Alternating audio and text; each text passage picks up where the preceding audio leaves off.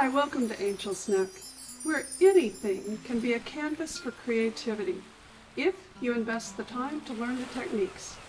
Make sure to check the description for our videos because the links to all the HTP products will be there for you to make it easy to find the things you need to recreate the projects.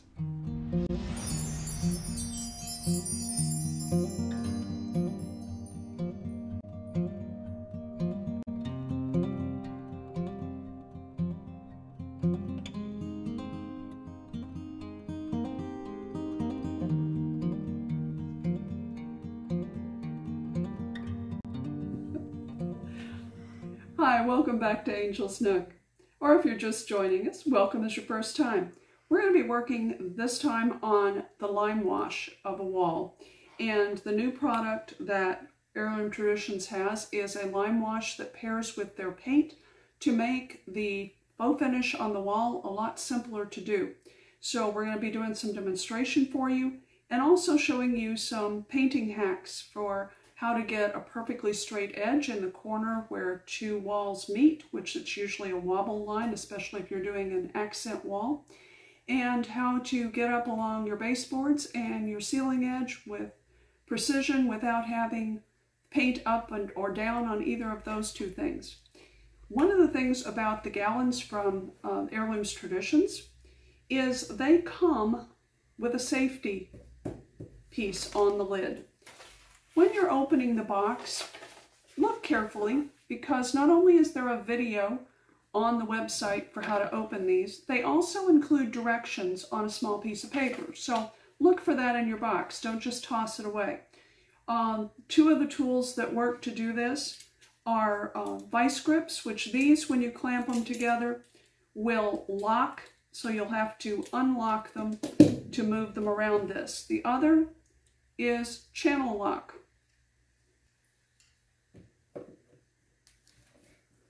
Keeps your paint from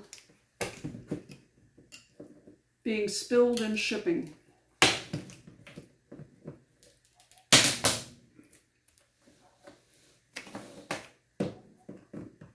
You need to turn it a little bit so you can see what's happening. And by the time you get one piece off, then the rest of this is just going to pop right off. And then use your screwdriver to open it. Shaking this, just like the paint, is not enough. It's going to need to be stirred.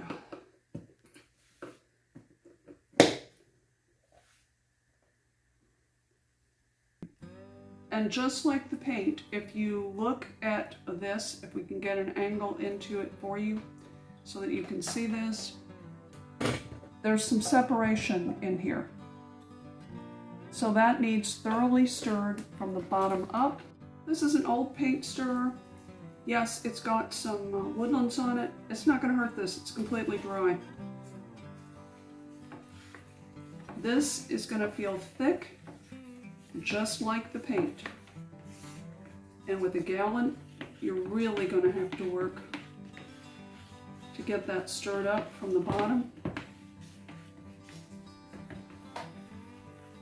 I can still see lines in here of separation of product.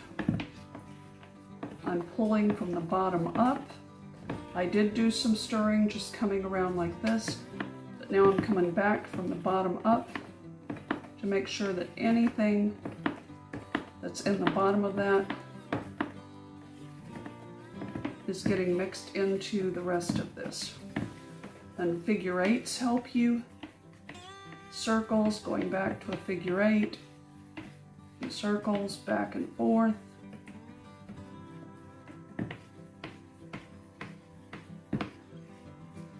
Don't skimp on it, and do not think that shaking the can is going to do it. It does not. If you want the product to work properly, stir it.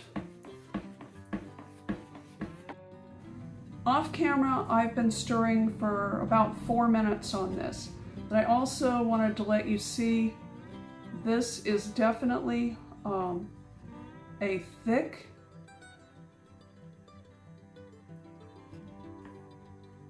product. when I'm messing with it with the stirrer, it feels a little bit glazy to me, which is really pretty cool. I'm excited to use it and see how it works. So that's what we're going to be working on today. I'm going to start on a sample board that has been, it's a piece of drywall that has been coated with 2 coats of sealing paint to seal it. Anytime you're working with raw drywall, you have got to seal it in or you will not get a good paint finish. I don't care what brand you're using. So that is what has been done to this. It's a bright white, so that will hopefully let you see the brush strokes with this Limewash. I want you to see it over white so that hopefully you can see how I'm working with it to spread it out and not put on a full coat of paint with it. So we'll see you at the board. Because I have not used this product before, I've put a little bit on a plate here so that I know I am not going to overload this brush. The goal with Limewash is to cover 50 to 70% of your base coat. You don't want to completely cover what you've already painted, or you don't have any textural differences and you don't have any light play difference to give you the texture that you're looking for on this. When you're using Heirloom Traditions paint, you would have your base color already painted on here. So in the wall in the bedroom, I will put in Putty, the regular all-in-one paint, Putty paint as the base coat, and then this will be added to it. And depending on how this looks, I may lighten it with some cashmere to give a little bit more texture to it. But on this white, this is already going to give you a contrast that you should be able to see. So pretty much the same way that when I am dry brushing, I'm going to dip into here and I'm going to get it mixed into my bristles. The thing you don't want to do, don't start right on an edge, you're going to get a heavy point on it. And you also don't want to just X across and come back and X across. You want a randomness to this. It is an X type motion, but you want a randomness to it. Coming from the sides, like in the corner of a wall, you would do cross hatches coming from that side. And you can see right there, that tried to go heavy for me, but I can fix that down the road here. And to get some more texture into it, work the paint you already have on the surface. When you're adding that first amount back on, do it without a heavy stroke.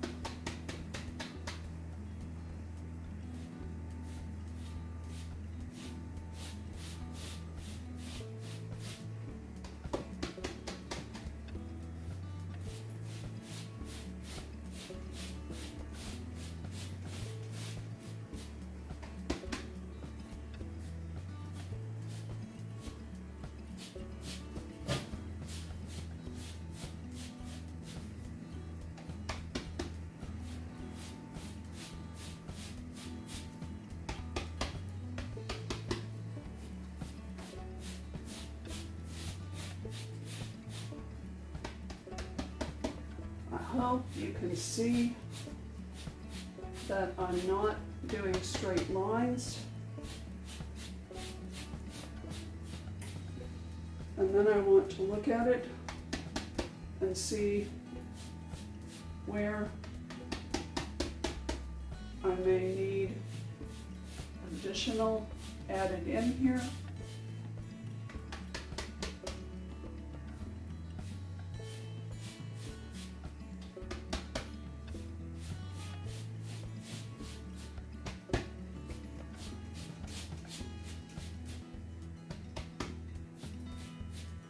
This is definitely something one person needs to do, not two people working on the wall, because you will hit this in different ways.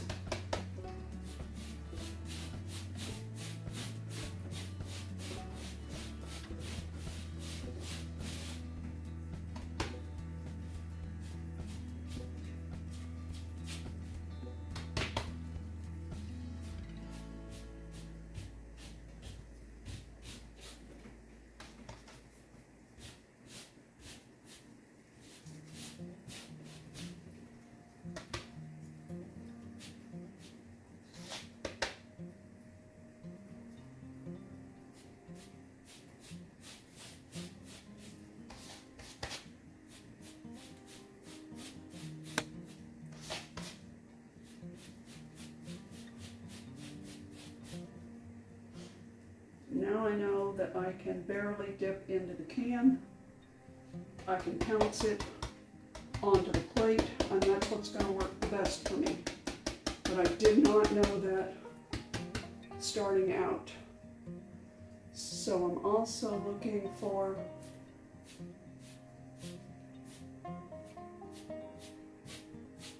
where I want to create some more overlap.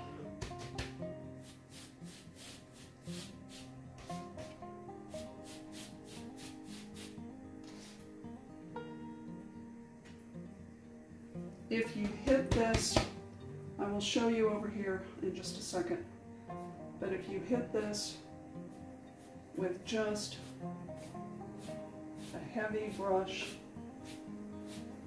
and if you notice what I just did there, I left some paint here, and then I added some in other spots.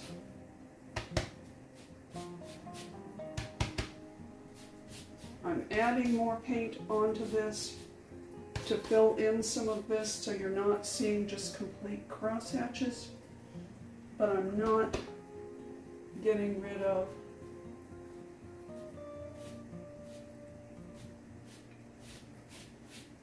all the paint that's underneath.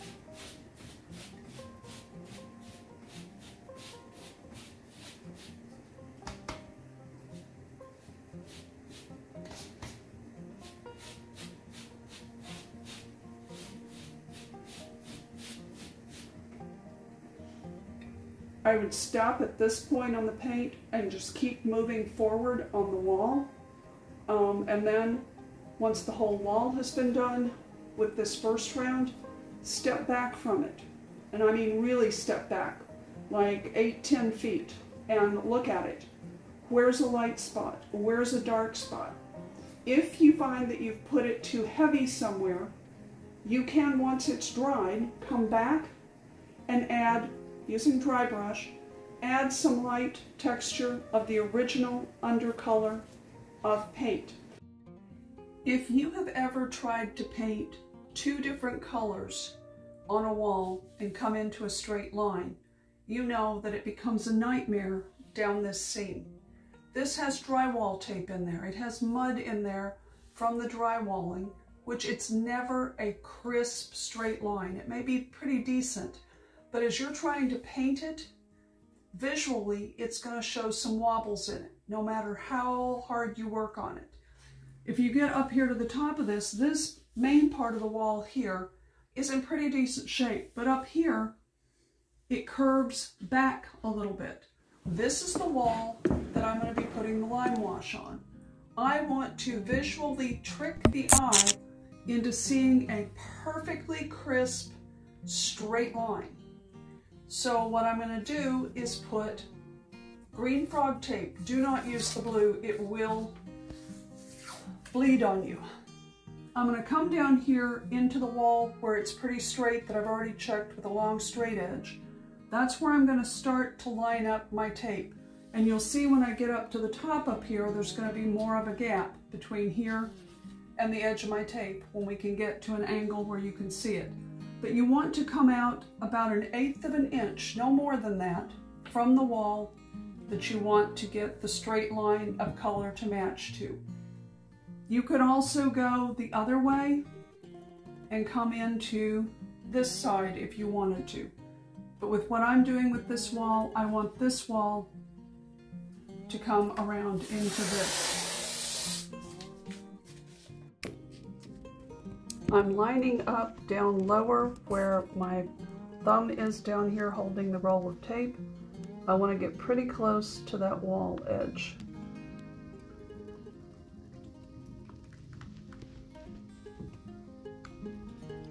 And I'm starting to see the wobbles that you may not be able to see on here.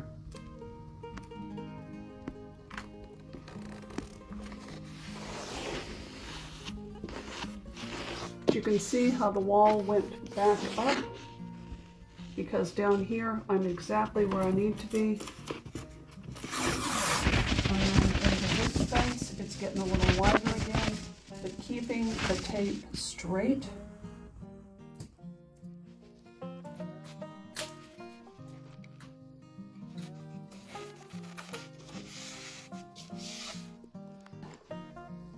I can see the wobbles in the wall.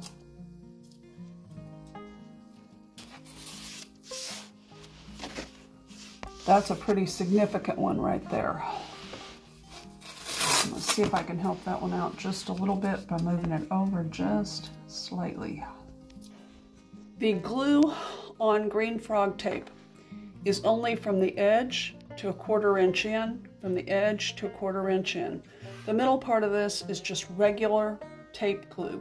So if you activate this with a damp, not drippy wet, but wet paper towel along this, it activates the glue and creates a perfectly tight seal on here for you before you start painting, which is the next thing I'm going to be doing with this to make sure it's ready after I have taped the other side of the room. My paper towel is wet. If I squeeze this, I can squeeze water out of it, but it's not drippy. So what I want to do, it may be hard to see on the camera, but this is definitely getting wet. And I can feel it on there. In fact, I need this a little bit wetter than it is. This is definitely wetter, and I can feel the water on here. I can feel it on the wall, and if we could catch it, you would see the water on the tape. You want to rub it onto there. You really want to get that good and wet, but you don't need to have water running down your wall.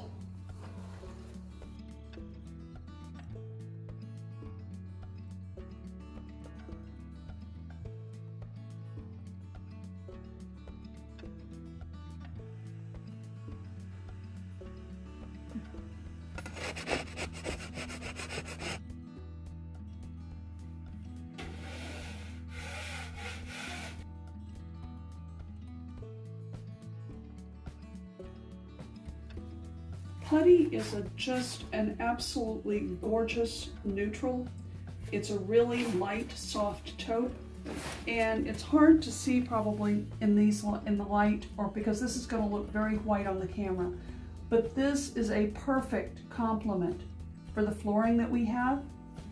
This paint color that's on the wall has a slight gray undertone to it, but my whole house is in coastal colors. Putty will work across any type of decor, type of style that you're using. It's just a perfect neutral. But it's also very perfect to add into the color palettes of our home, which is coastal, because it has almost the effect of the soft sand color that is often put into coastal palettes. So that's why I chose this particular color and Limewash to do this accent wall rather than any of the other colors that are currently available. I absolutely love the dark colors and the Limewash effect on that, but they just simply don't work in my home. So that's why this was chosen. This is a paint etcher by a company called Shur. They're more expensive than the other ones. The cheap ones you're going to find on Amazon or even the cheap ones at the hardware store. But these do not wobble off. The pads stay in good shape. And one of the things you need to do with any of the pads or even a new roller, take some duct tape and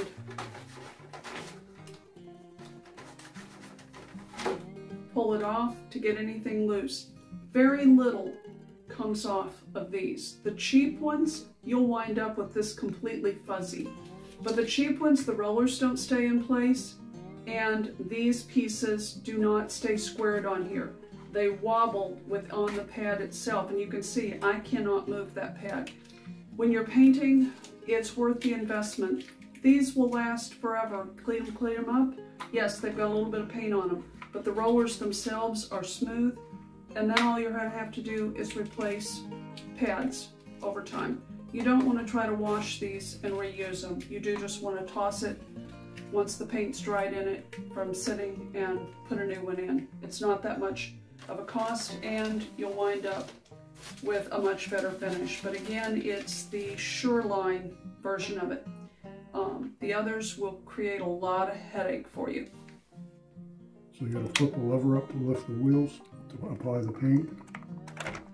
Just a little bit. You're just barely touching the top of that paint. You're not dipping down to get that all over the edge of your pad. And the paint is loaded up on the front edge, so Angelique's going to explain what the process is. So I want to get that paint off the front edge by going forward. You ready? Yes, and you have your, when did you flip the wheels down? As soon as I apply the paint. Okay, so now the bottom of that, he's coming from the wall. That's pushing the paint away from the edge. So that's slightly angled off the wall. The bottom part's not completely flat on the wall. Then you want to get up and only have the wheel that is closest to me, which is the right side of the wheel on this film, and go back and go over it one more time. And you can see you're getting a perfect edge. Don't try to put both rollers. We have a knockdown ceiling, which is a preferred ceiling here in Florida. But if you have something like popcorn, along this edge in here, you need to take a 3/8 inch flathead screwdriver, scrape along just the edge in that seam, and that gives you a perfect place to come along to roll your wheels. And then feather this out for the roll, and you're done. And repeat. So if you don't feather that out, when you go to roll, you're going to have lap marks in there. So that's why you want to do that. But look how beautifully that is covering. It looks like it's going to cover in one coat. Again, it's starting away from the ceiling, coming up to it, using that wheel that is on the right side of his hand, not putting both wheels on the edge, because this ceiling especially would cause bumpy up and downs with it. But there is an absolutely perfectly beautiful edge up there. I painted the corner turn against the tape with an art brush, a 1-inch art brush, but now he's going back with the edger so that the texture is all the same along that edge.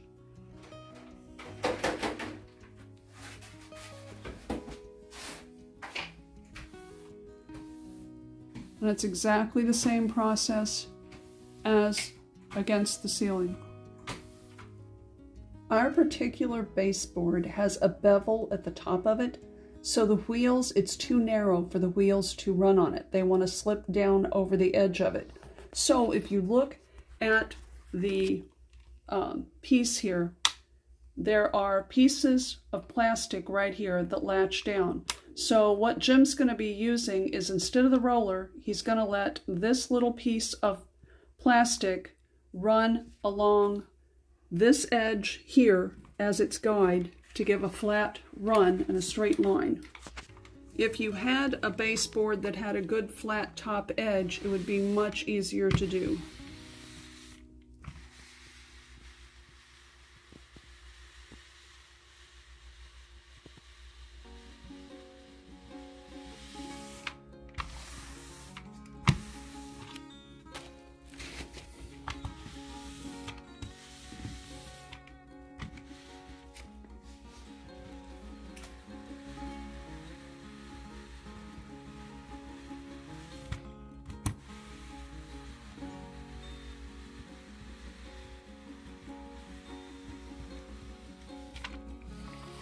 but that is definitely faster than trying to use a cut-in brush.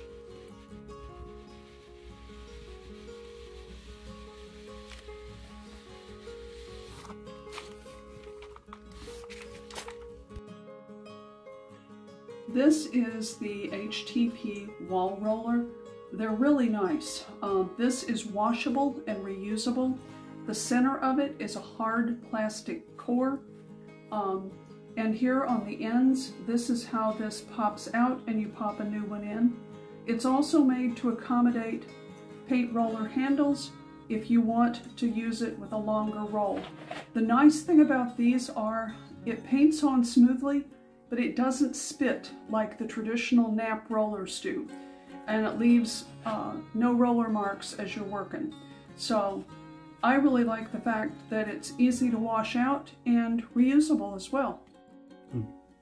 Normally, I would have the hangers pulled out of the wall. I had a terrible time getting this grouping of pictures that's going back on the wall with the nails all in the right place. It just was not fun. So normally I would not be painting with those on the wall, but that's why they're there. It's going to save me a headache when I'm done with this. These rollers, the first time you start to roll with it, a little bit like a nap roller, it needs to get the sponge coated in paint, but you don't want to overload this.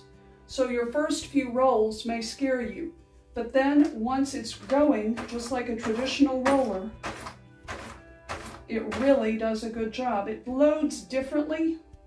You can see on here, it's kind of a stripy effect on here, but then it just glides. It's noisier, but, well, depending on the roller you're using, but it's not spitting all over me. Already by here, I would have had paint all over my hand and my arm from rolling. I have nothing. And because I have left, I'm going to let Jim do a roll this way against the ceiling. He is way less likely than me to bump the ceiling. We know our strengths in this family. So because I did not take these down, I do need to put paint around them.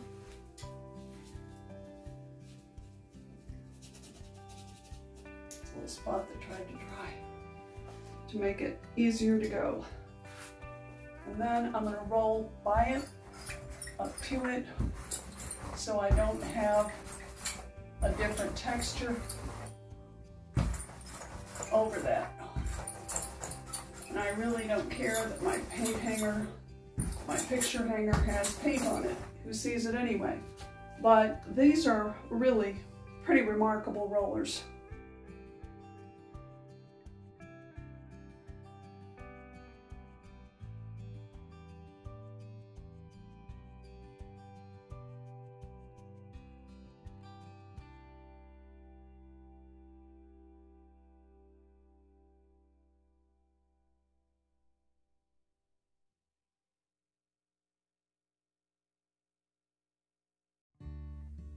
Sorry for my probably very red face from bending over and painting, but for those of you who think this paint is way too expensive to use on walls, folks, I measured 2 cups of paint into that tray to do the rolling with, and we used less than a ½ cup to do the trim work.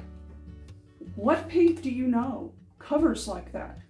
And this honestly looks like 1 coat is going to do it. And having painted as much as I have in my life, you can usually see as paint starts to dry, no, we're going to need another coat.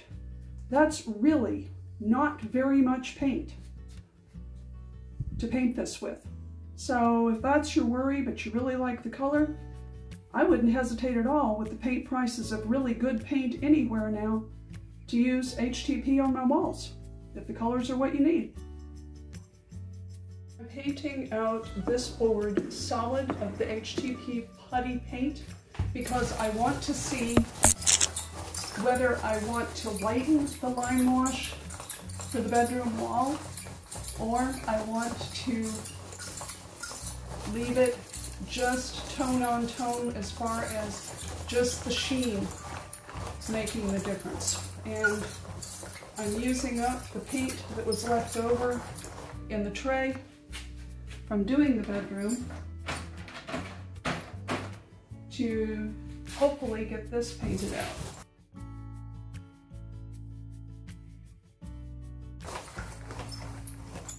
I'm not painting the entirety of the board all the way to the bottom because you guys can't see it when I'm working on it with technique anyway.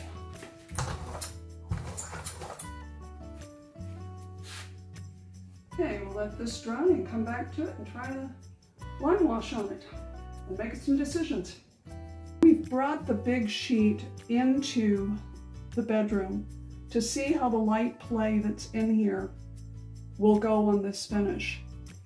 This upper quadrant over here, it's just physically impossible to get this photographed with the cameras that we have. You can see the tonality if you're looking at an angle against the wall. You can see the low sheen and the flat playing against each other, but it's extremely muted. Straight on, you don't see it at all. Even if I open the window shades, you don't see it. If I do the window shades open right now to video this, you can't see anything on this board but what looks like solid color. Up here in this quadrant, there's some tonality that shows up here in person, even straight on, and with a little bit of angle looking at it, it shows up a lot. This down here shows up the most, where I lightened it the most, but I prefer the way it looks up here. So what I'm going to do is I'm going to mix Limewash with some cashmere again and try to hit the middle between this color that I mixed and this color that I mixed in order to get just a little bit more contrast here, but not as much contrast is on here. And I think that's going to hit exactly what I want for my wall. This lighter color manor house that comes with the Limewash, those are going to be harder for you to see. The dark colors, just with not doing anything to it, the dark colors are going to show a lot of textural difference. It's just the difference between lighter and darker colors and how they respond to light and reflected light.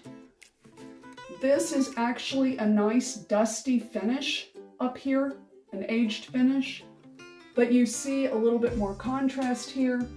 This, again, for me, is too much contrast.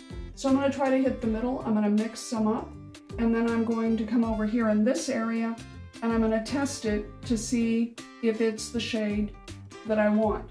But being able to put this on a board before I put it on my wall, testing and playing with this is saving me a lot of headache down the road, because I'll know exactly this is the finish I'm going to get, this is exactly what I want. And when you're working on doing an accent wall that's not just a solid color, that you're putting some texture into it, you want to know that what you're putting on the wall is exactly what you want and not have to look at it and go, oh geez, I gotta paint this out and start over again. By working on a board, you have that taken care of. By having this on the large board, I can compare all my finishes in one swoop. You could also have done the 2x2 pieces of drywall and set them side by side to look at them. This is just simpler for me and faster for me. But the 2x2s work equally well, and then especially if you're worried about what if I mess up my wall, then what am I going to do? This should take a lot of that out of your worry space and give you the confidence of, oh, I can do this because this is exactly what I want, and I've figured out how to manage this brush and manage the amount of paint I need on it to get exactly the look I want. So now to mix some paint and see what I come up with. I've experimented with mixes to get middle ground between this, and you're not going to be able to see it on the camera. But here I've found a mix that's exactly what I want. That's more than this one, but less than this one. And that's something you'd have to do for yourself as well. This is just not something that shows up well on camera. You can't take the wall and move it like you can a piece of poster board. And I think poster board would not be the best thing to try to learn this technique on, because you'd be going flat instead of straight up. But this is going to give me what I want, and when we video with me putting it on wet, you'll still be able to see the strokes, and that is what's going to show up in the highlights as light changes across this wall, or you move to different angles in the room. You can pick it up even though the camera will not pick it up. So it's the best I can do to give you a tutorial for how this works and how I figured out for me what I wanted the Limewash to look like over the putty paint itself. So we're going to move this down and I'm going to start working on the wall. I have left my paint mixed in a Pyrex measuring cup. It's really easy to clean up after you're done. Also makes it easy to pour some into the plate. I have a second plate so that, because no doubt this is going to drip on this, that I can leave that sitting under it on a dresser to the side of me in here and not worry about damaging the finish. And I have the spoon still in it in case I decide I need to do some stirring. I don't have a lot on the plate. The plate's naturally going to tilt in this paint pan, but that leaves my hands free. I also have a damp paper towel in case I do an oops, because it's not unknown for me to do that. I've left the tape up on both sides of the room because it's going to be very easy to accidentally get into my paint on the side when I'm doing this, and I really don't want to have that problem.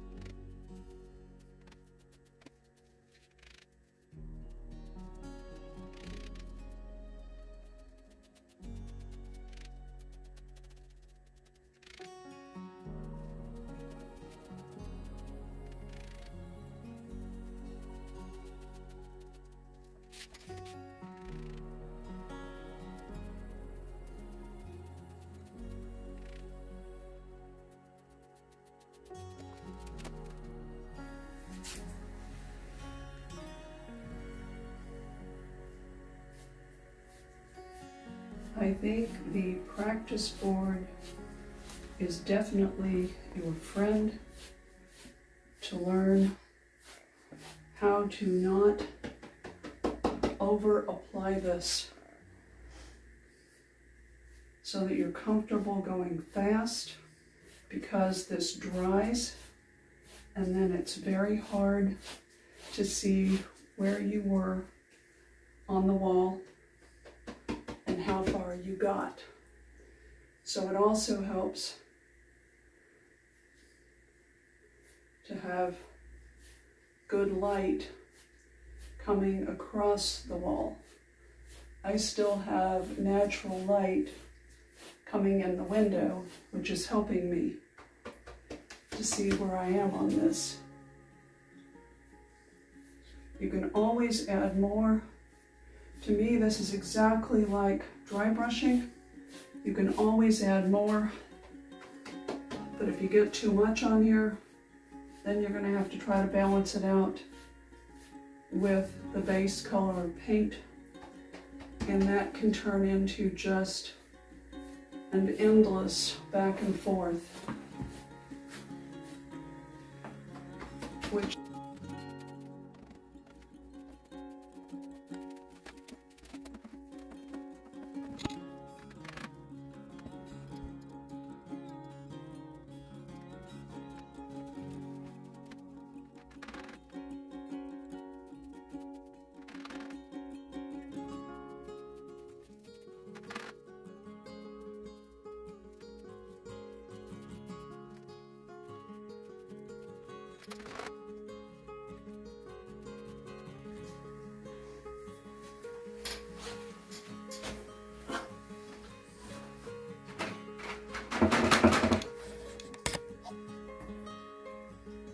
I'm doing a very light swipe on the wall, exactly the same way I do with dry brushing.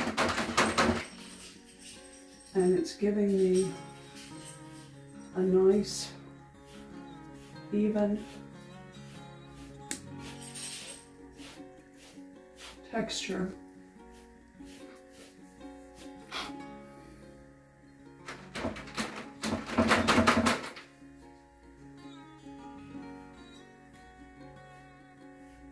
While only covering about 50 to 60% of the base color, which, looking back down the wall in this light, I can definitely see texture that has been created. Give a little bit more of the Limewash.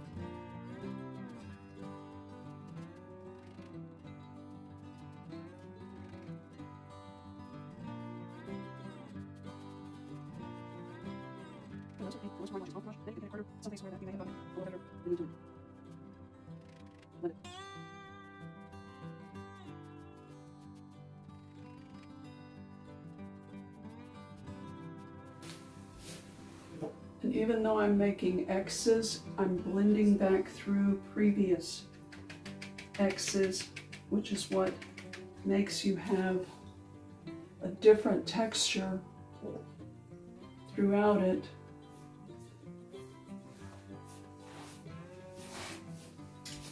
Without it just looking like X's across the wall.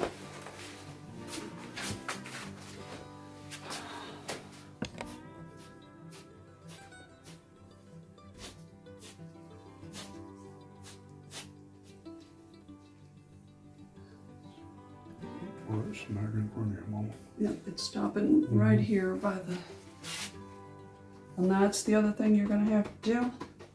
You're going to have to go in different directions looking at the wall to figure out where you have already worked.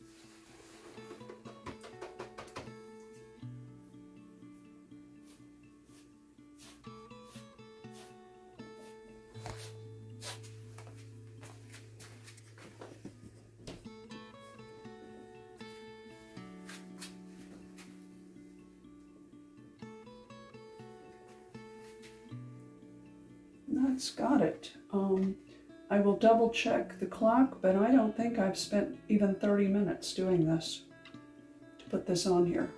But I would have spent a lot longer trying to do it if I had not had my practice boards. I can guarantee you that.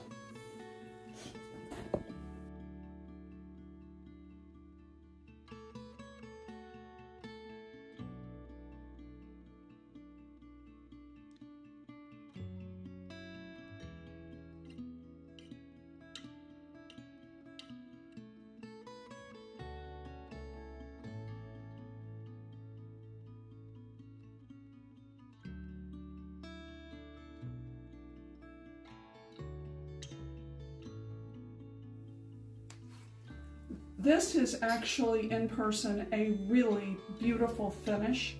I think where it would showcase itself the best is if you have a well-lit room that has a lot of natural light hitting the wall that you want to do as an accent. I think that's where this finish would just absolutely shine. But even in here, it's very pretty. It's just extremely difficult to get it on camera for you to be able to see it. Some takeaways for me with this is you really aren't going to need a lot of the Limewash. The fact that they have the Limewash in the quartz is fabulous because you're not going to use a ton of it. Use it going through a whole room, you'll use more, but I literally used between a third and a half a cup of the Limewash mix to do this wall.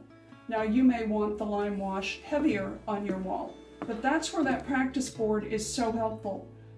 It really helped me, and I've done a lot of faux finishes, but being able to put that on the board, look at it in different lights and go, no, that's not quite it yet, or oh, I was too heavy-handed, I need to pull it back, or I'm not putting on enough. That practice board is incredibly helpful dealing with this because it's a very different, it looks like it's going to go on like the paint does, but it's actually a thinner, more viscous consistency, so it flows on a little bit more like the antiquing gels do, but not the same, but it's got more movement to it like they do. I'm really happy with how this wall turned out, and we're going to enjoy it. And I hope the things that I have shared with you in my process with this wall will both give you some confidence to do yours and help you avoid some pitfalls with it. So if you're interested in doing it, definitely jump in and do so. Leave us a comment, please subscribe, share this, and let us know if this is helping you. Thanks for stopping by.